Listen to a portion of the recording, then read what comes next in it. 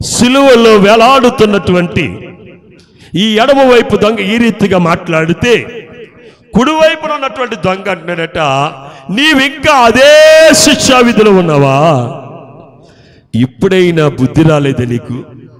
చనిపోతున్నప్పుడైనా సరే మనిషికి ఏమి రావాలి? కొందరికి చావంటే బుద్ధి వస్తుందండి, మరలా దేవుడు ఆయుష్ ఇస్తే బుద్ధి పోద్ది. హిజ్కియాకు చచ్చిపోతున్నప్పుడు బుద్ధి వచ్చిందండి, దేవుడు మరలా ఆయుష్నిస్తే ఏమైంది? బుద్ధి కాస్త పోయిందండి. చాలా మంది జనాలు అలాగున్నారు. వయస్సు పెరుగుతున్న కొలది వారి బుద్ధి ఏమవుతుందంటే పెడదోవలు అయిపోతుంది.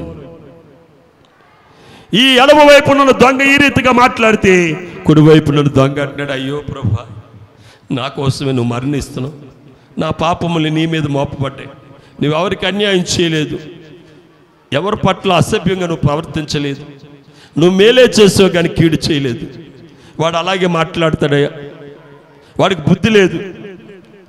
అయితే దయచేసి నన్ను క్షమించయ్యా, నా పాపము నుండి నా శాపము నుండి నన్ను విడిపించు అని పశ్చాత్తాపడుతూ, నాయన నీవు రాజ్యముతో వస్తావు కదా, నువ్వు మరలా వస్తావని నాకు తెలుసు, నువ్వు మరలా వచ్చినప్పుడు ఈ సిలువలో నీ ప్రక్కన వేలాడుతున్నా నన్ను నువ్వు జ్ఞాపకం చేసుకోవయ్యా, నన్ను జ్ఞాపకం చేసుకో అన్నాడు. యేసుక్రీస్తు ప్రభు ఏమన్నాడు తెలుసా? యేసు ప్రభు ఏమన్నాడండి? నేడు నీవు నాతో కూడా పరదేశులో ఉన్నావు.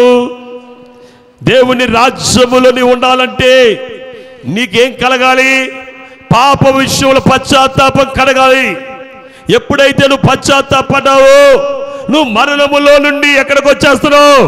జీవములోకి వచ్చేస్తున్నావు. ఎప్పుడో కాదయ్యా, ఎప్పుడో కాదు, నేడు ఇప్పుడే నీవు నాతో కూడా పరదేశంలో. ఇది ఆయన మాట్లాడిన రెండవ మాట. మొదటి మాట ఏంటండి?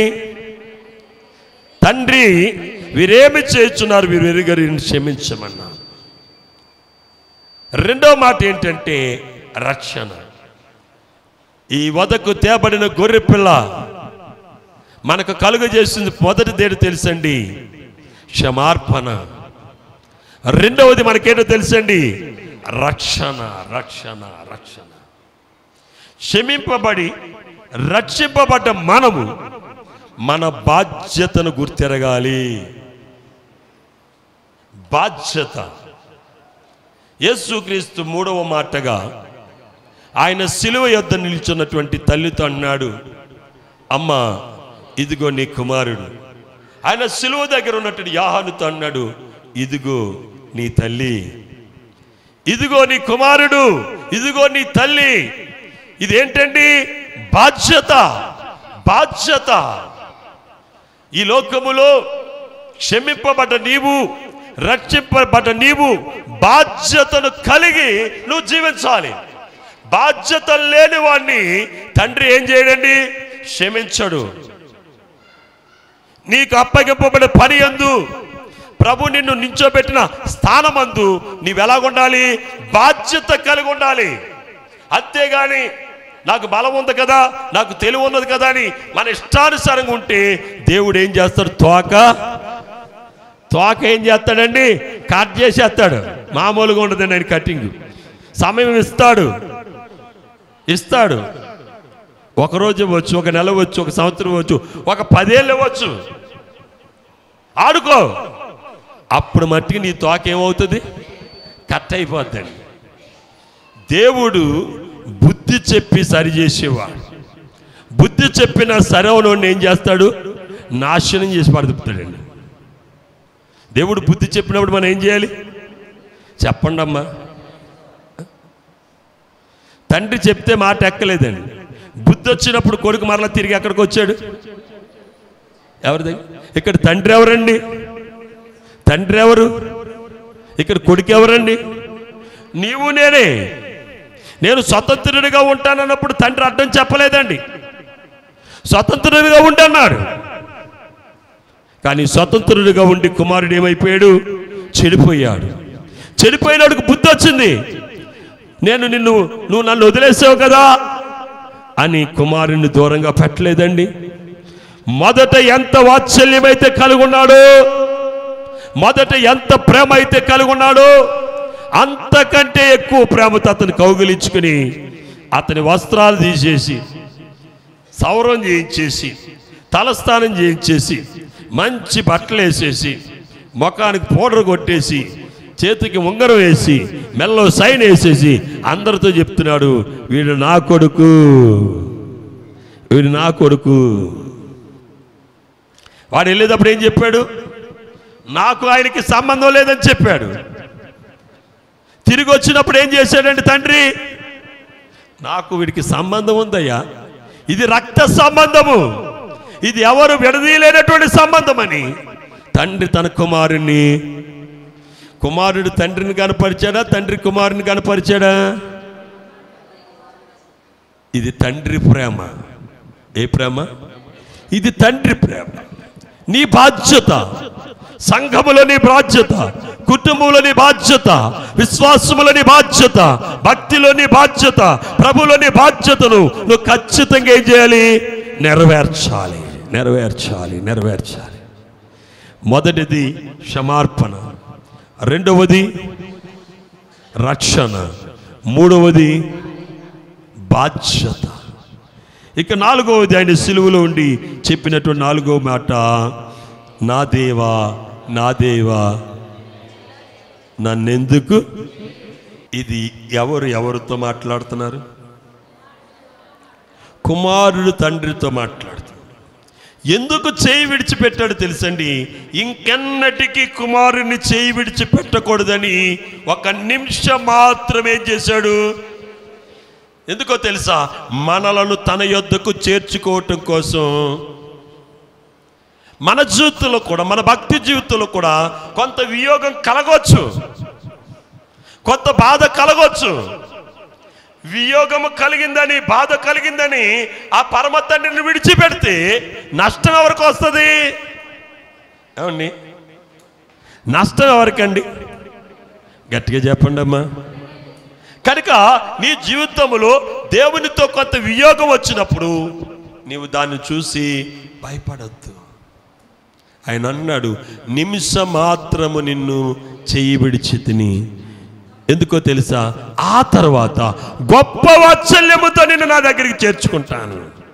అంటే ఇంతకుముందు దేవుడు నిన్ను ఆదరించిన దానికంటే ఎక్కువ ఆదరించడం కోసం కొంత సమయం నిన్ను ఏం చేశాడు? విడిచిపెట్టి.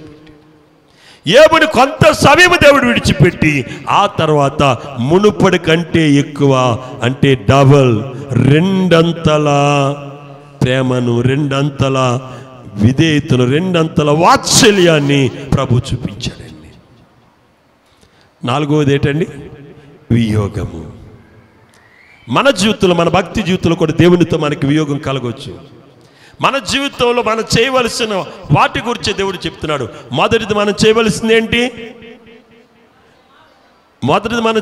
ఏంటి? నిన్ను వలె నీ పొరుగు వాడిని ప్రేమించాలి. నీ శత్రువు కొరకు నువ్వేం చేయాలి?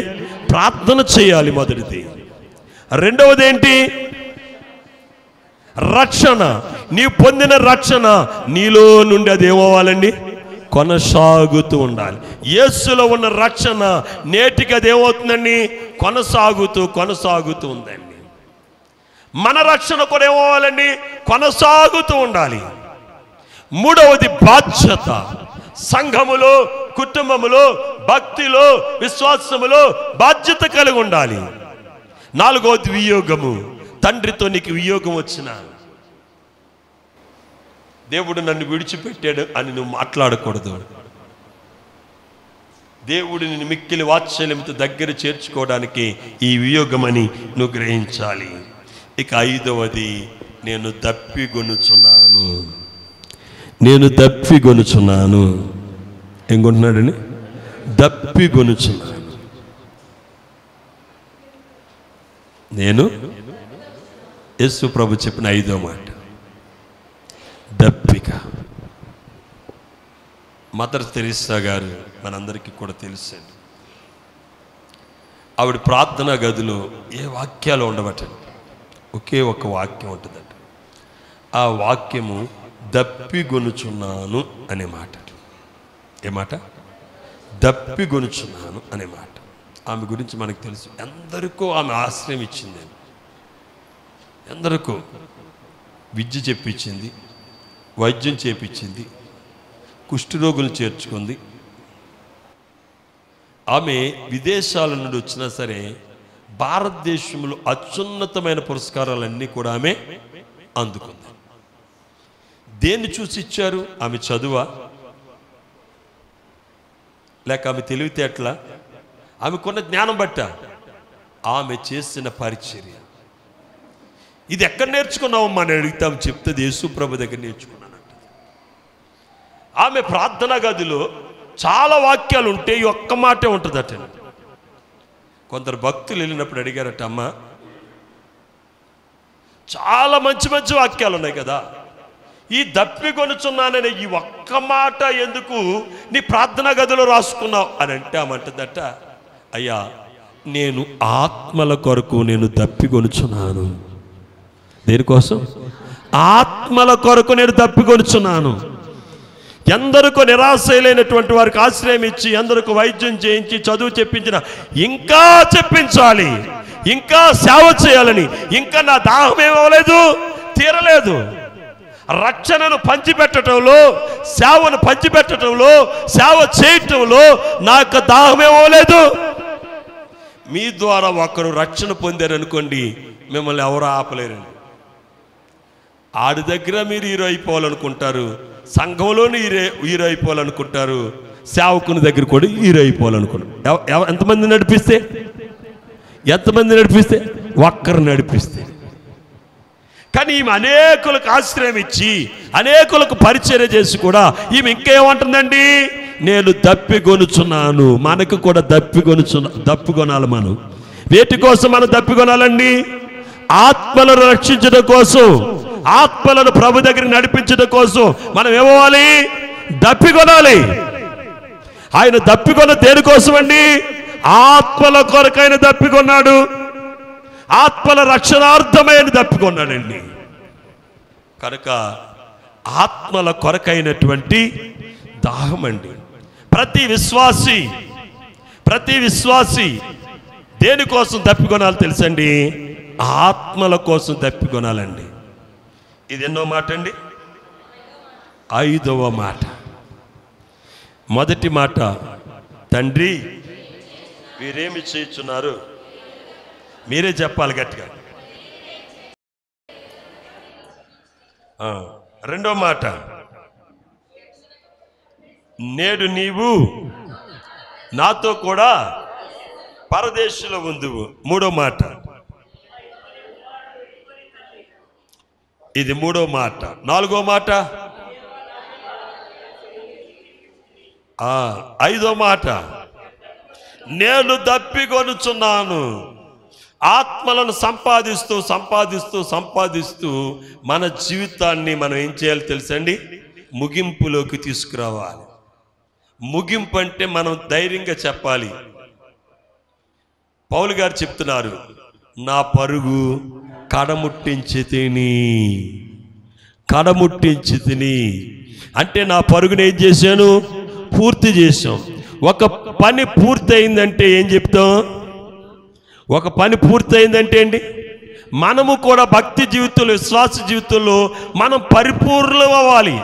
ప్రభు అయినటువంటి యేసు అంటున్నాడు, నేను పరిపూర్ణుడు కనుక మీరు కూడా పరిపూర్ణులు అవ్వండి. నేను ఎవరిని అంటున్నాడు? పరిపూర్ణుడను. మీరు కూడా ఎలా ఉండాలి? పరిపూర్ణులుగా ఉండాలి. అంటే మనం సమస్తమును ఏం చేయాలి? ప్రభువులో జరిగించాలి. ఇప్పటిదాకా అంతము వరకు కూడా మనం ఏం చేయాలి? జరిగించాలి. మనం ధైర్యంగా మన జీవితంలో చెప్పగలిగింది ఏంటంటే, సమాప్తమైనదనే మాట ధైర్యంగా చెప్పగలగాలి. ఇది ధైర్యంగా చెప్పాలంటే మొదట మనము మన పొరుగు వారి కొరకు మనం ప్రార్థన చేయాలి. రెండవది ఏంటండి? రక్షణలో ఉండాలి. అంటే ప్రభు ఇచ్చే రక్షణ మనం పొందాలి. అంటే పరదేశం మనం సంపాదించుకోవాలి. మూడవది ఏంటి? బాధ్యత. మన బాధ్యతను మనం సక్రమంగా చేయాలి. నాలుగవది వియోగము. వియోగాన్ని కూడా మనం ఏం చేయాలి? భరించాలి. ఐదవది ఆత్మల కొరకైన దాహం కలిగి ఉండాలి. ఆరవది సమస్తము సానుకూలంగా మనము జరిగించి సమాప్తమైందన్నమాట, నా పరుగు కడముట్టించిందన్నమాట మనం ధైర్యంగా చెప్పగలగాలి. ఎప్పుడంటే అనేక ఆత్మలను ప్రభు దగ్గరికి నడిపించినప్పుడు ఈ మాట మనం చెప్పగలుగుతాం, సమాప్తమైందని. ఇవన్నీ అయిన తర్వాతే మన ప్రాణమును మనం దేవుడి కార్యాలన్నీ యేసు ప్రభు ఒకదాని తర్వాత ఒకటి జరిగించి చివరికి ఏం చేశాడు? తండ్రి, నా ఆత్మను నీకు అప్పగించుకొనుచున్నాను. ఆఖరు మాట ప్రార్థనతో ప్రారంభమై ప్రార్థనతో ముగించాడు. ఆఖరు మాట ప్రార్థన ఏంటంటే, తండ్రి, ఇదిగో నా ఆత్మను నీకు అప్పగించుకుంటాను, నన్ను నీకు అప్పగించుకున్నానని అప్పగించుకొని ప్రాణము విడిచిపెట్టాను. దేవునికి స్తోత్రం. హల్లెలూయా, హల్లెలూయా. 7 మాటలు సువర్ణాక్షరాలుగా మీ హృదయాల్లో రాసుకోవాలి. 7 లక్షణాలు నీ జీవితంలో జరగాలి. ఇవి జరిగితేనే నీ ఆత్మ ప్రభు యొద్దకు వెళ్తుంది. నువ్వు రాకడలో ఎత్తపడతావు, లేకపోతే నువ్వు రాకడకు ఎత్తపడలేవు. ఒక వ్యక్తిని పాపము నుండి పరిశుద్ధతలోనికి నడిపించే మాటలు 7 మాటలు. ఒక వ్యక్తిని పాపములో నుండి మరి పరిశుద్ధతలోనికి, మరణములో నుండి జీవములోనికి నడిపించే 7 మాటలు మనం జాగ్రత్తగా గుర్తుపెట్టుకొని వాటి చొప్పున మనం నడుచుకున్నట్లయితే ఆ కృప గల దేవుడు ఆయన రాకడలో ఎత్తబడే కృప దయచేస్తాడు. అట్టి కృప పరిశుద్ధాత్మ దేవుడు మనందరికీ దయచేయునుగాక. ఆమేన్. ఈరోజు విన్నటువంటి బోధ అర్థమైందని హృదయంలో భద్రపరుచుకుని ఉన్నవారు ఒక్కసారి చిన్నగా దేవునికి స్తోత్రం చెప్పండి. ఇంకోసారి చెప్పండి. దయచేసి అందరూ లేచి నిలబడండి. ఆ ప్రభు వైపు చూద్దాం. నీ కోసం, నా కోసం, నీ పాపముల కొరకు, నా పాపముల కొరకు ఆ కలువరి మ్రానులు వేలాడి మన కొరకు ప్రాణత్యాగం చేసినటువంటి యేసుక్రీస్తు ప్రభుని మనం జ్ఞాపకం చేసుకుందాం. అందరూ యేసేలను చూడండి. యేసేను మాత్రం దయచేసి అందరూ ప్రభు వైపు చూడండి. యేసుక్రీస్తుని మాత్రమే చూడండి. అమ్మా నాయన, నా కోసమే, నా పాపముల కొరకు కదా నాయన నువ్వు సిలువలో వేలాడావు. నువ్వు అనుగ్రహించిన రక్షణ నేను పొందుకుని నేను మరణములో నుండి జీవములోనికి, నేను పాపములో నుండి పరిశుద్ధతలోనికి నేను నడిపింపబడినట్లుగా నాకు సహాయం దయచేయమని ఎవరు మట్టుకువారు నోరు తెరిచి ప్రభుని అడగండి. నోరు తెరిచి హల్లెలూయా, హల్లెలూయా, గ్లోరీ టు ద గాడ్. పరిశుద్ధాత్మ దేవానికి స్తోత్రాలు, యేసయ్యానికి స్తోత్రాలు. అవునైనా నా కోసం నువ్వు మరణించు, నా కోసమే నువ్వు మరణించు నేను. ఈ ప్రాణత్యాగం నా కోసమే ప్రభా. నన్ను నీ వలె మార్చడానికి, నన్ను నీ నిత్య రాజ్యంలో కూర్చోబెట్టడానికి నువ్వు నాతో మాట్లాడావు ప్రభా. ఇదిగో యోహాను చెప్పినట్లుగా లోక పాపములు మోసుకొని పోవు దేవుని గొర్రెపిల్లగా నా పాపమును మోసావయ్యా, నా శాపమును భరించవయ్యా, ఉచితమైన రక్షణ అనుగ్రహించవయ్యా. ఏమి ఇవ్వగలము నాయన, ఏమిచ్చినైనా మేము నాయన నీ రుణాన్ని మేము చెల్లించగలము నాయన, ఏమిచ్చి నీ రుణమునైనా మేము తీర్చగలము నాయన. ఇదిగో నాయన ఈ మధ్యాహ్న కాలంలో నిన్న హృదయంతో నేను స్తుతిస్తూ ఉన్నాను నేను. దయతో మీరు మమ్మల్ని క్షమించండి. నేను పాపము నుండి శాపము నుండి మాకు విడుదల కలుగు చేయండి, పాపము నుండి శాపము నుండి మాకు విడుదల కలుగు చేయండి అని ఎవరు మట్టుకువారు నోరు తెరిచి ప్రభుని అడగండి. ప్రభుని అడగండి. ఎవరు మాట్లాడద్దు. యేసయ్య నా కోసమే కదా, యేసయ్య నా పాపముల కోసమే కదా, నా దోషాల కోసమే. పరిశుద్ధుడైన తండ్రి, కృపగల దేవ, నీ సన్నిధానంలో ఈ సిలువ సన్నిధిలో నిలుచున్న ఈ ప్రజలందరి కొరకు ప్రార్థిస్తున్నాను నేను. అలాగే లైవ్ ద్వారా ఎంతమంది అయితే ఈ కార్యక్రమాన్ని వీక్షిస్తున్నారు వారందరిని మీరు దర్శించండి ప్రభునైనా. దర్శించండి. పాపము నుండి శాపము నుండి విడుదల కలుగు చేయలేను, మరణము నుండి జీవములోనికి మీరు నడిపించలేను, పాపము నుండి పరిశుద్ధతలోనికి నడిపించలేను. నీ మరణం ద్వారా మానవాళికి సంప్రాప్తమవుతున్న రక్షణని శ్రేష్టమైన కార్యాన్ని నాలో మాలో మీరు జరిగించమని ప్రార్థన. చిన్నపిల్లలు యవనస్తులను దీవించండి, బలహీనులు బలపరచండి, శోధనలు వారికి విడుదల మీరు కలుగుచండి, సమాధానం వారికి సమాధానం, శాంతి లేని వారికి శాంతి, నెమ్మది లేని వారికి నెమ్మదిని మీరు దయచేయండి. పరలోకానందము భూలోకానందాన్ని నాకు మాకు దయచేయండి. నిరాకరకు మమ్మల్ని సిద్ధపరచండి అయ్యా, నిరాకరకు మమ్మల్ని సిద్ధపరచమని ప్రార్థిస్తున్నాను. దయచేసి కనికరించండి ప్రభువైనా, సహాయం చేయండి. విత్తబడిన వాక్యమునైనా, విత్తబడిన నీ మాటలనైనా, మంచి నేలను పడ్డ విత్తనం ఎలాగైతే 30 ఎలాగైతే 60 ఏ రీతిగా 100 ఫలిస్తుందో, అలాగే నీ మాటలు నాలో మాలో ఫలింపజేసి నిరాకడకు మమ్మల్ని సిద్ధపరచమని యేసు క్రీస్తు పరిశుద్ధ నామమును బట్టి ప్రార్థించి స్తుతించి బ్రతిమాలి వేడుకున్నాము తండ్రి. ఆమేన్.